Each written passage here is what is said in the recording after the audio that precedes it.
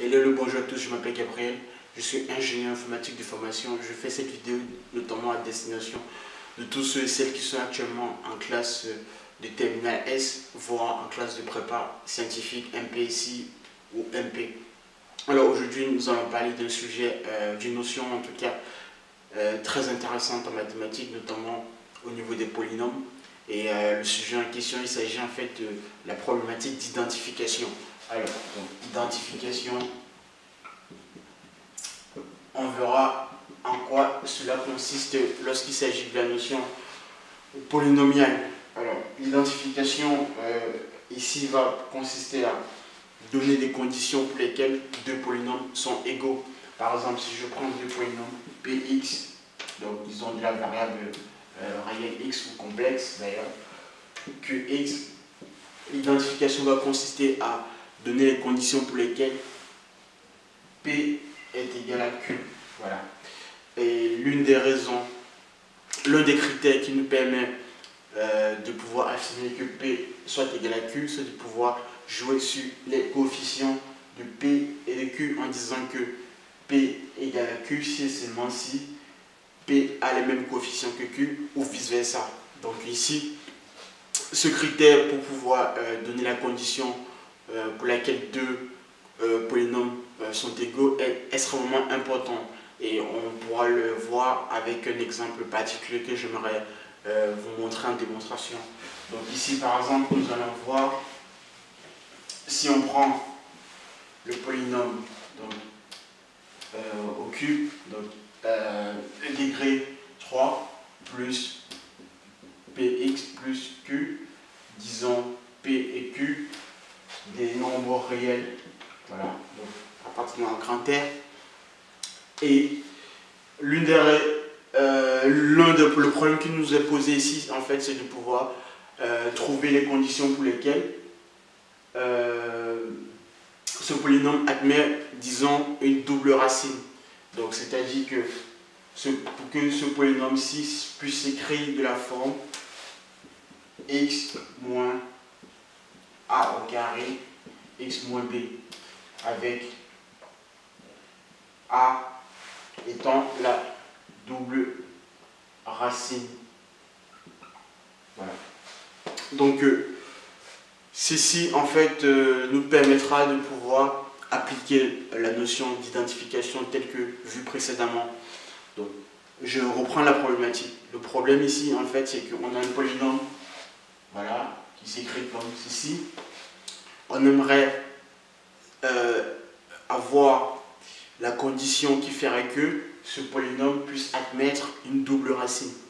Et donc par conséquent, si moi je connais mon cours, que je sais ce que c'est qu'une double racine, je devrais écrire que ce polynôme doit s'écrire de la forme x moins a, donc au carré, donc pour la condition de la double racine, facteur à un polynôme du premier degré, parce qu'ici ça fait un polynôme du second degré que je dois compléter avec un polynôme du premier degré afin d'avoir un polynôme du troisième degré.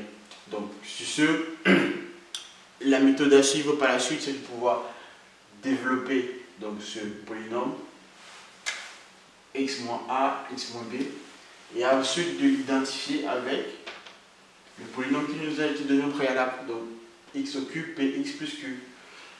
Et voilà, donc ça c'est la méthode à suivre lorsqu'il s'agit d'effectuer la méthode d'identification. Ici on peut par exemple, allez, essayons de développer un tout petit peu.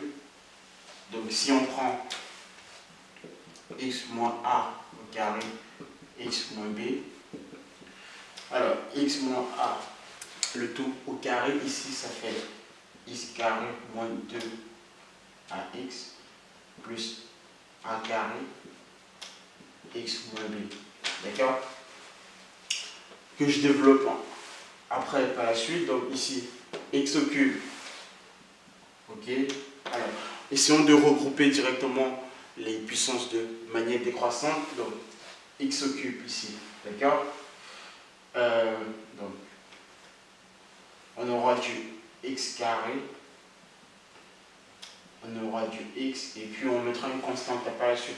Donc ici on a x au cube, ici Donc x carré moins b, j'ai moins b. Donc je vais mettre moins b. Par la suite, j'ai ici moins 2ax fois x, donc j'ai moins 2ax carré. Donc ici, ça sera moins 2a. Donc, j'ai terminé avec les x carrés. Donc, je passe ensuite avec les x. Ici, j'ai moins 2ax fois moins b. Donc, j'ai ici plus 2ab. Donc, 2ab. Et là, j'ai plus a carré. Et en constante, j'ai moins a carré b. Ok? Donc ça, c'est le développement qu'il faudra faire. Et donc, l'identification ici vient à correspondre les coefficients de ce polynôme avec ceux du polynôme qui nous a été donné pour enfin exprimer l'égalité des deux polynômes tels que définis au préalable. Donc ici, il faudrait que ceci soit égal à 0, puisque je n'ai pas de terme en x carré ici.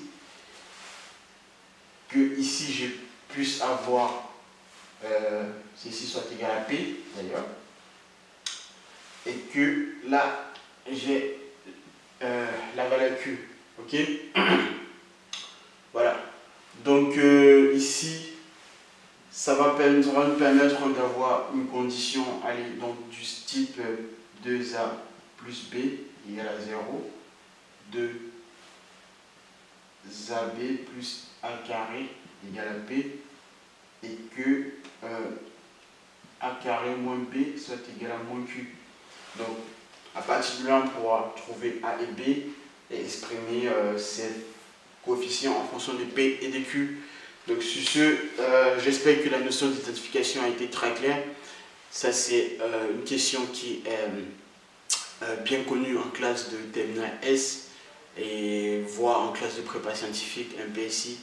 Donc, c'est tout pour cette vidéo. Si cela t'a aidé pour la suite, je t'invite à décrire ton exemple ou les exemples que tu as pu avoir en classe de prépa ou en classe de terminale S en dessous de la vidéo.